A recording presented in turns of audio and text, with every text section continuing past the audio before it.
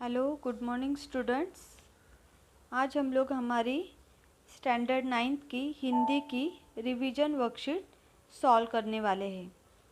तो सबसे पहले आप अपना नाम वर्कशीट पे लिख लीजिएगा। राइट योर नेम, डिवीज़न और आज की डेट लिखना। नीट एंड क्लीन हैंडराइटिंग में लिखना। ओके, अभी शुरू करते हम हमारा प्रश्न पहला। अधोरेखांकित शब्द के भेद पहचान कर लिखिए। अधोरेखांकित शब्द के भेद पहचान कर लिखिए। शब्द के भेद मतलब कौन से? संज्ञा, सर्वनाम, विशेषण और क्रिया, ये शब्द भेद। तो हमें अभी इसमें से चुनना है, मतलब ढूंढना है कि कहाँ पे संज्ञा है, कहाँ पे सर्वनाम और कहाँ पर विशेषण। देखते हैं हमारा पहला प्रश्न। चारु चंद्र की चंचल किरणें। चारु चंद्र की चंचल किरणें। अभी देखो, चंद्र, इस वाक्य में चंचल क्या किया है? चंद्र की विशेषता बताई है कि चंद्र कैसा है, तो चंचल है।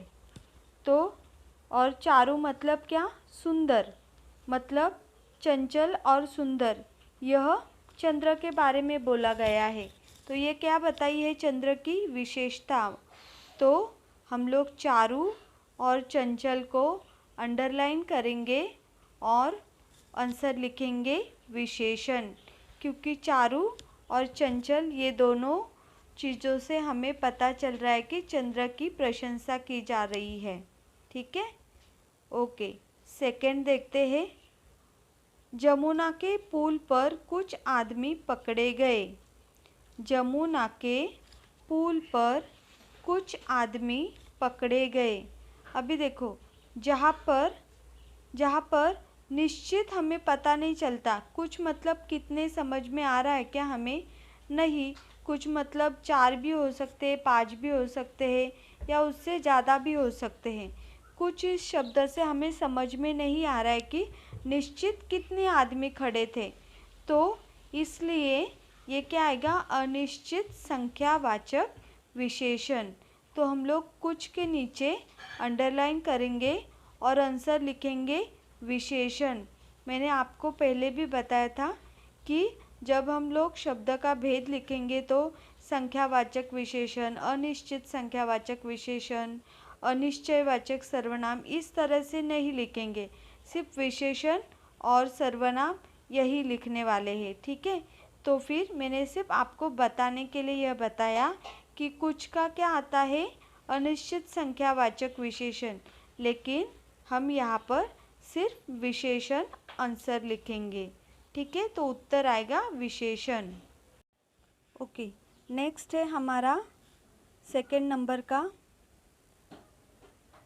अमरू अब तक तो दिल में हंस रहा था।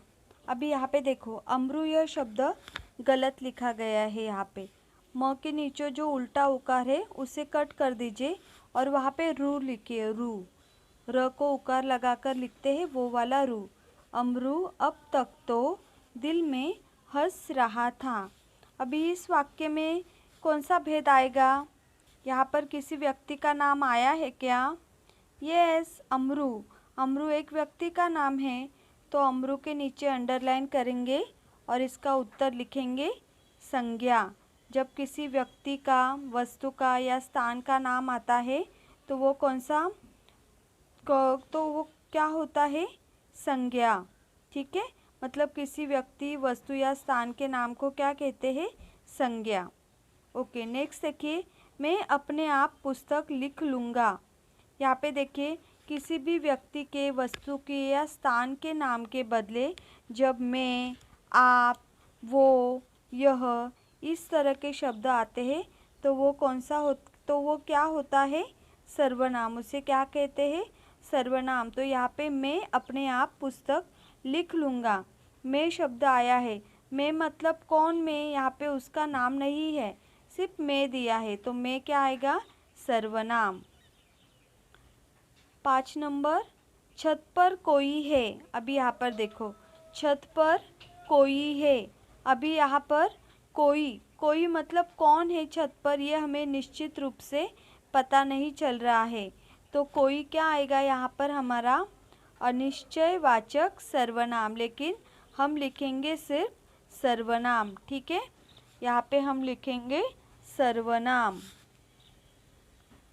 मनु को एक रसगुल्ला दे दो।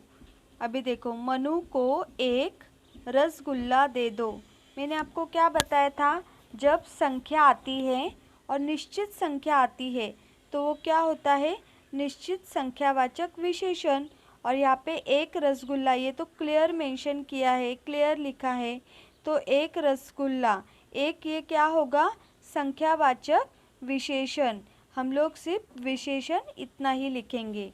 सबको समझ में आ रहा है? सब लोग अच्छे से लिखना। चलो नेक्स्ट बढ़ते हम हमारे प्रश्न क्रमांक 2 की ओर। देखो यहाँ पे भी थोड़ा सा मिस्टेक हो गया है। यहाँ पे प्रश्न ये कट कर दो और अच्छे से लिखो प्रश्न 2। और देखो अधोरेखांकित, इसमें गैप आ गया है। आप क्या करो, अधो और रेखांकित के बीच में एक छोटी सी लाइन ड्रॉ कर दो। ठीक है, अधोरेखांकित शब्द से अव्यय पहचान कर लिखो। अभी देखो, पहचान कर, प के ऊपर भी मात्रा आई है, प के ऊपर वाली मात्रा भी हटा दो, पहचान कर लिखो। पहला, घोड़ा तेज दौड़ता है। घोड़ा कैसे दौड़ रहा है, तेज। यहाँ पे क्रिया कौन सी है, दौड़ना। दौड़ने की क्रिया की विशेषता कौन सा शब्द बता रहा है, तेज। तो जो शब्द क्रिया की विशेषता बताता है उसे क्या कहते हैं, क्रिया विशेषण अव्यय। तो लिखो वहाँ पे। ओके, सेकंड क्या है हमारा, सीता के हस्ताक्षर सुंदर है। एक मिनट, यहाँ पे ये सेंटेंस थोड़ा हमें चेंज करना पड़ेगा। सीता सुंदर लिखती है, ऐसा करो। हस्ताक्षर को कट करो, के हस्ताक्षर कट कर दो। सीता सुंदर, सुंदर और है के बीच में लिखती लिख दो।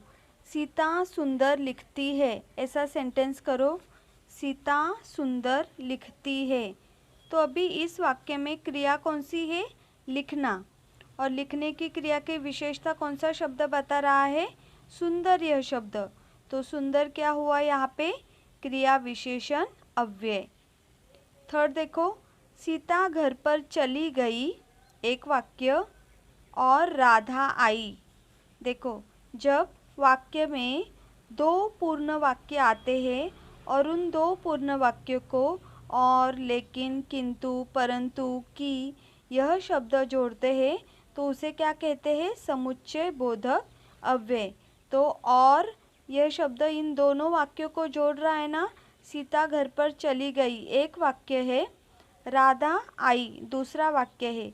इन दोनों वाक्यों को और इस योजक शब्द ने जोड़ा है, तो और क्या होगा यहाँ पे, समुच्चय बोधक अव्यय। तो और के नीचे अंडरलाइन करेंगे और लिखेंगे समुच्चय बोधक अव्यय। मंदिर के पास झरना है। नेक्स्ट देखो, मंदिर के पास झरना है। मैंने क्या बताया था, के पास, के पहले, के नीचे, के ऊपर, से पहले, ऐसे वाक्य होंगे तो वो क्या होता है, संबंध बोधक अव्यय। तो मंदिर के पास झरना है, तो के पास को हम लोग अंडरलाइन करेंगे और इसका उत्तर लिखेंगे संबंध बोधक अव्यय। ठीक है, नेक्स्ट देखो, मैं सुबह सबसे पहले उठा। मैं, यहाँ पे देखो, मैं के ऊपर 2 मात्रा आनी चाहिए मैं की, ये वाला मैं रॉन्ग है। तो यहाँ पे मैं के ऊपर और एक मात्रा दो और डॉट दो, अनुस्वार दो। ठीक है, मैं सुबह सबसे पहले उठा, से पहले, तो से पहले क्या आएगा, संबंध बोधक अव्यय। आंधी आई और बरसात हुई। आंधी आई एक वाक्य, बरसात हुई दूसरा वाक्य। और इन दोनों वाक्यों को और इस योजक शब्द ने जोड़ा है, तो और क्या होगा, समुच्चय बोधक अव्यय। ओके, समझ में आ रहा है सबको? चलो बढ़ते हैं प्रश्न क्रमांक 3 की ओर। कोष्ठक में दी गई सूचना के अनुसार निम्नलिखित वाक्य का काल परिवर्तन कीजिए। मतलब काल परिवर्तन करना है हमें कोष्ठक में जो दिया है उसके अनुसार। चलो देखते हैं पहला सेंटेंस क्या है। उनके आशीर्वाद आज भी हमें मिलते हैं। देखो आशीर्वाद में आशीर्वाद की वेलांटी गलत है, यहाँ पर चेंज करो इसे। पहली वाली दी है, दूसरी वाली करो। उनके आशीर्वाद आज भी हमें मिलते हैं। अपूर्ण वर्तमान काल, अभी अपूर्ण वर्तमान काल में रहा है, रही है, रहे हैं, यह शब्द वाक्य के पीछे आते हैं। तो हमारा वाक्य क्या बनेगा? उनके आशीर्वाद आज भी हमें मिल रहे हैं। क्या आएगा? उनके आशीर्वाद आज भी हमें मिल रहे हैं। ओके, नेक्स्ट देखो। पश्चाताप कर लेने पर मनुष्य के पाप धुल जाते हैं। यहाँ पे देखो धूल लिखा है, धूल को कट करो और धुल लिखो, धूल, धुल जाते हैं। इसको क्या करना है? पूर्ण वर्तमान काल। पूर्ण वर्तमान काल में क्या होता है? पूर्ण वर्तमान काल में सामान्य भूतकाली रूप को है लगता है ना। मतलब गया, गई, आया, आई, इस तरह से सामान्य भूतकाली रूप होता है और उसको है लगकर पूर्ण वर्तमान काल का वाक्य बनता है। तो वाक्य क्या बनेगा हमारा? पश्चाताप कर लेने पर मनुष्य के पाप धुल गए हैं। ठीक है, जाते कट करेंगे और वहाँ पे लिखेंगे गए। पश्चाताप कर लेने पर मनुष्य के पाप धुल गए और है लगाया तो हो गया पूर्ण वर्तमान काल। पश्चाताप कर लेने पर मनुष्य के पाप धुल गए हैं। ओके, थर्ड नंबर का देखो। माँ चिल्लाकर कहती है। माँ के ऊपर चंद्रमा और बिंदी आएगी। माँ चिल्लाकर कहती है। आप करेक्शन करो, वहाँ पे मैं आपको बता रही हूँ ना, वो करेक्शन आपको करना है वर्कशीट में। माँ चिल्लाकर कहती है। अपूर्ण भूतकाल में इस वाक्य को परिवर्तित करना है। अपूर्ण भूतकाल में रहा था, रही थी, रहे थे आता है। तो वाक्य के पीछे रहा था, रही थी, रहे थे आता है। तो क्या होगा हमारा वाक्य? माँ चिल्लाकर कह रही थी। माँ चिल्लाकर कह रही थी। ओके, नेक्स्ट देखो। उन्हें दूर दूर की यात्रा करनी पड़ती है। अपूर्ण, यहाँ पे पूर्ण भूतकाल में करना है इसे। उन्हें दूर दूर की यात्रा करनी पड़ती है। पूर्ण भूतकाल और पूर्ण वर्तमान काल सेम है। सामान्य भूतकाली रूप को वर्तमान काल में है लगता है और सामान्य भूतकाली रूप को भूतकाल में था लगता है। बस इतना ही अंतर है, मैंने आपको बताया था ना ये। तो क्या वाक्य बनेगा? उन्हें दूर दूर की यात्रा करनी पड़ी थी। उन्हें दूर दूर की यात्रा करनी पड़ी थी। ओके, नेक्स्ट देखते हैं। रमेश घर आया। भविष्यकाल, भविष्यकाल मतलब आने वाला है, क्रिया होने वाली है, एगा, एगी, इस तरह से आते हैं। तो रमेश घर आएगा। रमेश घर आएगा। नेक्स्ट देखो। सीता अपने मित्र से मिली। सामान्य वर्तमान काल। सामान्य वर्तमान काल में ता है, ती है, ते है, यह शब्द वाक्य के पीछे आते हैं। तो सीता अपने मित्र से मिलती है ना, ती है आया ना।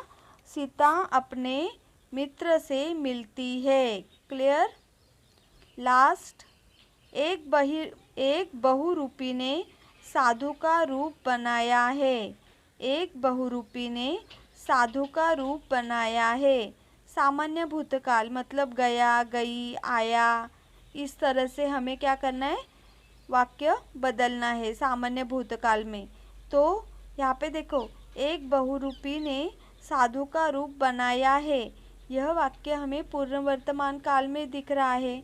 पूर्ण वर्तमान काली वाक्य को सामान्य भूतकाल में परिवर्तित करने के लिए सिर्फ क्या करना पड़ता है? वाक्य के पीछे जो है आया है उसे निकालना पड़ता है और बाकी का सेंटेंस जैसे का वैसा। मतलब एक बहुरूपी ने साधु का रूप बनाया। पूर्ण विराम हो गया हमारा सामान्य भूतकाल का वाक्य। क्लियर? तो सबको रिवीजन वर्कशीट समझ में आई? रिवीजन वर्कशीट के साथ आपको पीडीएफ भी सेंड किया है। कुछ रिवीजन के लिए आपको क्वेश्चन दिए हैं, पत्र दिया है, वो आपको आपकी नोटबुक में करना है, लैंग्वेज नोटबुक में वो आपको रिवीजन सॉल्व करना है। Clear all of you? तो अच्छे से सॉल्व करो। चलो बाय, टेक केयर।